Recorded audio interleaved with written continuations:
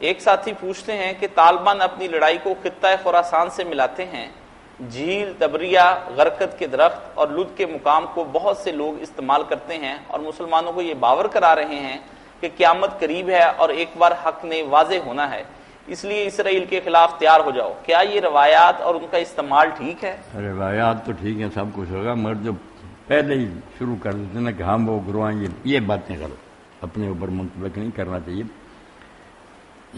وہ وقت اللہ ہی جانتا کب آئے۔ جی مولانا صاحب، لد کے مقام پر دجال قتل ہوگا، غرقد کا درخت ہے مدینہ میں، یہودی اس کے پیچھے چھپیں گے، وہ بول اٹھے گا کہ مسلمان یہ میرے پیچھے چھپا ہوا۔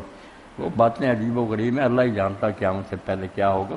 جلدی نہیں کرنی چاہیے، ان کو اسی طرح رہنے دیں، اپنے وقت پر وہ پوری ہو جائیں۔ مولانا اسی کے ساتھ وہ سیاہ جھنڈوں والی بھی احادیث بیان کی جاتی ہیں کہ خراسان سے سیاہ جھنڈے نکلیں گے۔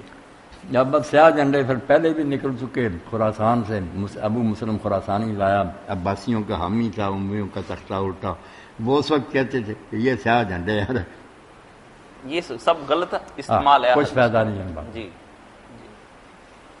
اسی کے ساتھ ہم آج کا پروگرام ختم کرتے ہیں۔ خیر کرے الحمدللہ رب العالمین۔ سب اہل اسلام کو اللہ خیریت سے رکھے، اسلام کو غالب کرے، اس کے دشمنوں کو ذلیل و رسوا کرے۔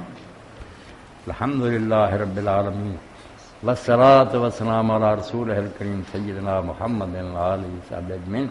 اللہم انصر الاسلام والمسلمین واخذل الکفرۃ والمشرکین، ربنا اغفر لنا ذنوبنا واسرافنا فی امرنا وثبت اقدامنا وانصرنا علی القوم الکافرین، وصلی اللہ تعالی علی خیر خلقہ محمد وآلہ وصحبہ اجمعین، آمین یا رب۔